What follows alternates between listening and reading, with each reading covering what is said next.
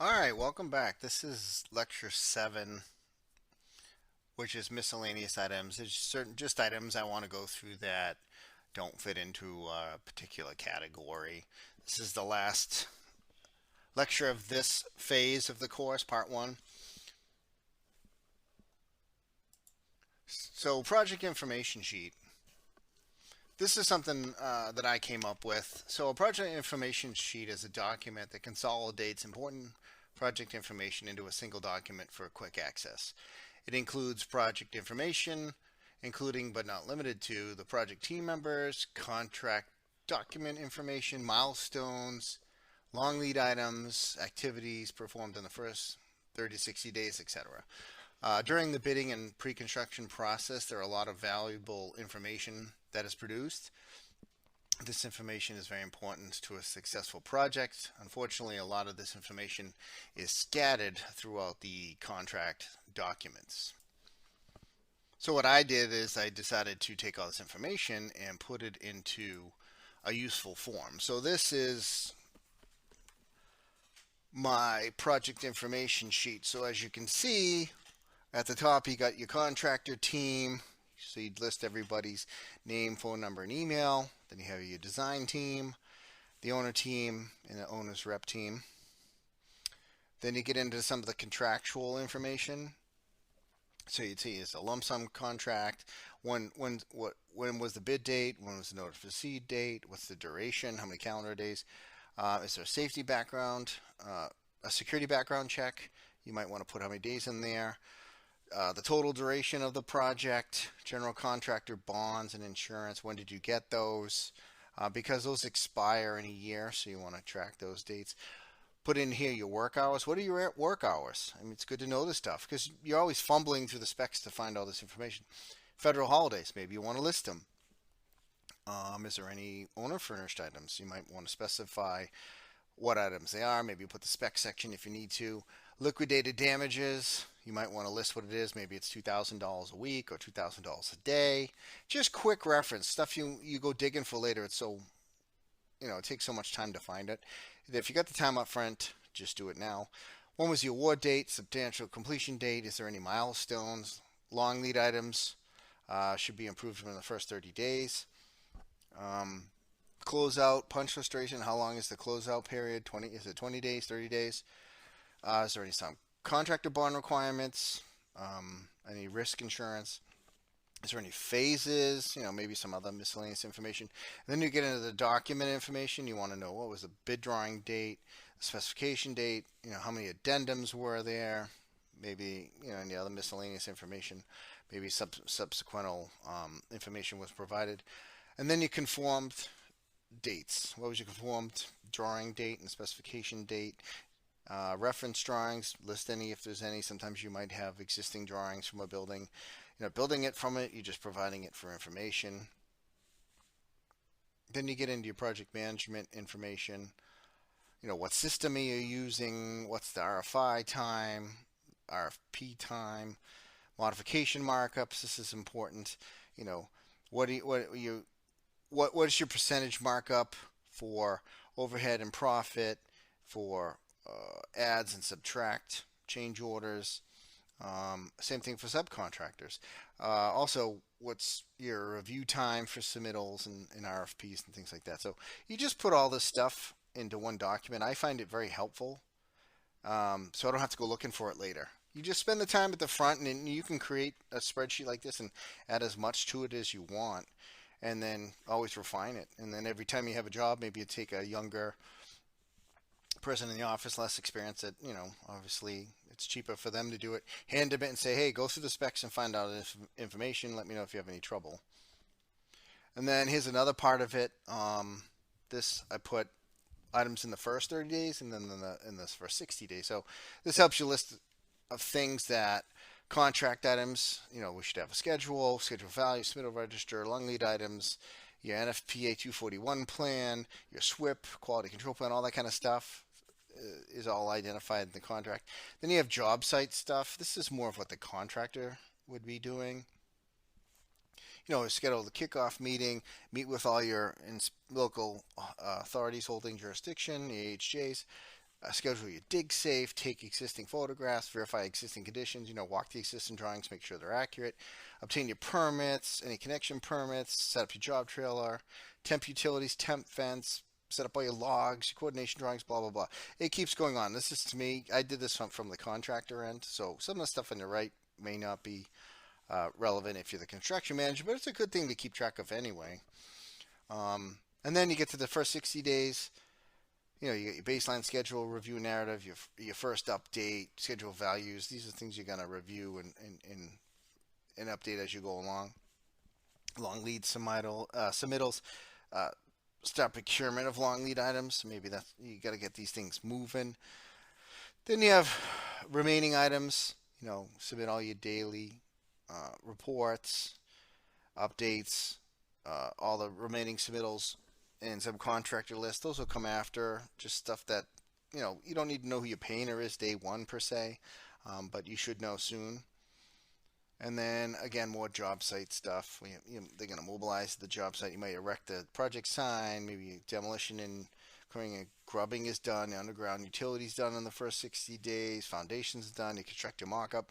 So it's just a nice document to track all that stuff. And then here's some more. This is your long lead and initial submittals and management plans. So again, here's a bunch of submittals that typically you're going to want right away, even if the work isn't taking place in the first 30 to 60 days. You still want to track this stuff. So if you make a list of it, it just helps everybody track it better. So again, soil mix designs for soils, concrete and bituminous concrete, precast, rebar, steel, railings, door frames, roof system. All this stuff is all long lead time and shop drawing process, so it takes a while, especially electrical equipment, elevators, rooftop units, all that kind of stuff, your generator. And then you have all these management plans, which again, like I said earlier, in your front end, but these are things like your NFPA 241, your SWIP, waste management plan, all these different management plans. You should track these. If you don't have them, don't include them. If there's something specific, add it. This is just a template I put together that helps me track what I need and don't need. Sometimes things are in the front end that you really don't need, but they're in the spec because a lot of owners use the generic spec. But you can always cross them off if you don't need them. All right, signage register. This is another hot item. So signage can be a long, drawn-out process because there's usually too many people that have opinions. So it takes a long time to get through it. So you should start your signage as soon as possible.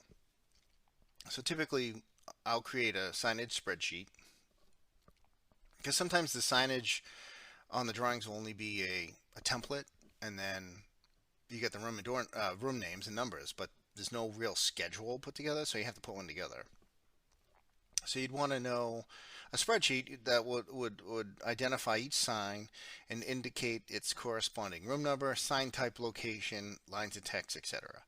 The contract documents and drawings often include signage plan, identifying the locations, quantities, and a few generic signs, but the specifications often don't include each sign. So you have to kind of morph it together.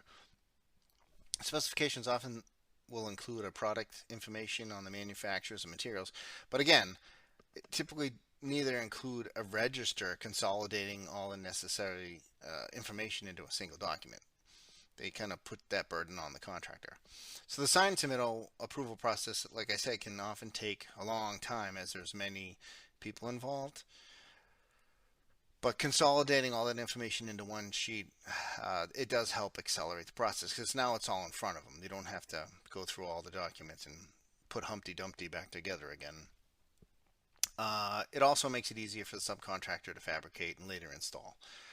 Commentary, it's recommended that the keying register and a signage register, we'll go over keying in a minute, be developed together as a change to one affects the other. So if you change, as you're going through your keying register and you change your room name, it's going to change your signage. So I prefer doing them together.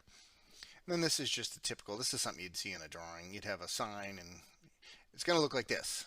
But they don't tell you every single room number, name, whatever. You have to kind of work through it. So all you'll get is a sketch like this. And then, so what I did is developed this is my, my signage register, and it put every room number, what type of sign it is, what the first line of text, third line of text, fourth line of text, fifth line of text, whatever it should say. And then the comment is just, its general comment has to do with that sign. Maybe you need two of them. You might need two, even though it's there's only one room number. You could have multiple doors because you go by the room name, not the door number. So you could have multiple doors going into the same room. You might all want them to say the same thing. So in the comments, you could put, three are required or something. So I just did this by floor, and then some of them have different options to them. But if you put this together, and then you walk around the floor plan with people, they'll start to understand how this makes sense. So it's important to put this together. And then the keying register, very similar to the signage register, except this time you're doing keys. So this spreadsheet identifies each key, and it includes its corresponding room number, room name, how many copies you want, security information, does the room have a card reader or not, and its corresponding master and submaster key. So the contract documents and drawings often don't include this information. It'll have the specification will include the product information on the manufacturers and materials. However, typically neither include a register consolidating all this information into a single document, just like the signage register. The keying approval, again, can take a long time, and there's a lot of people a lot of times involved. So it's better to start this early and review it often until it's finalized. And then this also makes it easier for the subcontractor to fabricate later. And again, you should do it in tandem with the signage register because one change affects the other one. So again, this is similar, same project. This one got into, we came up with a little nomenclature here where KA means key to like. So what doors are all on the same key? What submaster are they on? What sub-submaster are they on? What grandmaster are they on? How many copies of the keys? Does this door have a card reader? Because sometimes doors will have a card reader that still function with a key. So a department manager or whatever might have the key in case somebody need to let somebody in that doesn't have a card reader, even though they would probably swipe their card, but you still have to have access. It's also possible the power goes out, now the card reader doesn't work. So you want to make sure you encapsulate all this information into this document. So I can't tell you how important this is. And again, it keeps going. And we have all kinds of comments on this, different masters, submasters, and you can get multiple layers of it too. Different types of keys, which keys are on the same key, which one is a key to like, which ones don't have a submaster. They might only be on the master. They may be only on the submaster. So you can see this can get convoluted and very detailed. So I think it's very important. I think if you push this off onto your door sub, they may be good at it if they're willing to, the door subcontractor, hardware suppliers willing to sit down and go over this with you. It's certainly helpful because they know their stuff better than you do. But this at least I think is a starting point. I did this one and basically had no questions from the door hardware supplier. He said we did a good job. So this took a while to do, but it definitely was worth it. Another item to talk about is permanent and temporary power. So what's the difference? So temporary power, that's typically power that's only used for the period of construction.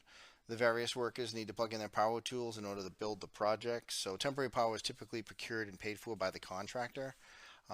However, it may require the owner involvement because they might have to sign off before the electrical company will install temp power. Sometimes they need permission to come on your site, so owner might have to sign something. So the owner should be involved, but typically it's power that it's unpredictable, so you don't want to, the owner doesn't want to be paying for it. You want to push it onto the contractor. Use as much as you want because you're paying for it, kind of thing. Then you have permanent power. So permanent power, that's when it's permanently established and be used for the final project. So this is when the building's done, it's what powers the building. Permanent power is typically procured and paid for by the owner.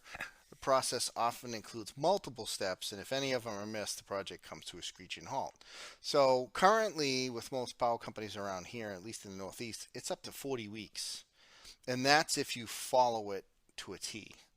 Again, if you miss, and I'll show you a diagram in a minute, if you miss any of the stop signs, it stops. So that 40 can get really dragged out. Also, the transformer. Some projects now are taking almost a year to get a transformer. So you really want to start process as soon as you issue the notice to proceed. The owner needs to stay on top of this. This is the owner's job. This isn't the contractor's job. Sometimes the owner will push it off onto the contractor, but you're just paying for them to manage it, so you're just spending more money. You're better off working internally with the architect to get this established, because it usually requires multiple layers of kind of design, and we'll go through that in a second.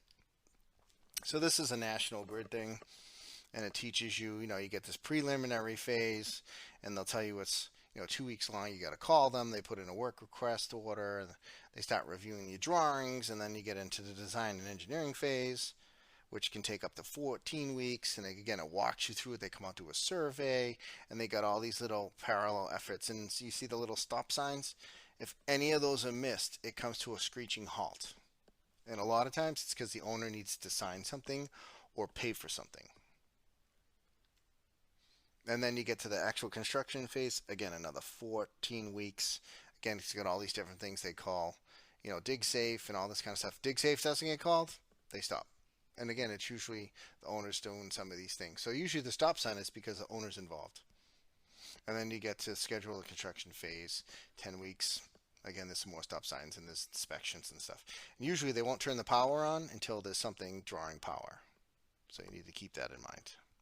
But it can be a very lengthy process. So, and that's it. This is the end of part 1 of the Construction Management Secrets series I put together. So if you like this one on pre-construction, stay tuned and check out the one on construction, and then the following part 3 on post-construction for more information. So I hope you enjoyed this, and I hope you sign up for the next 2.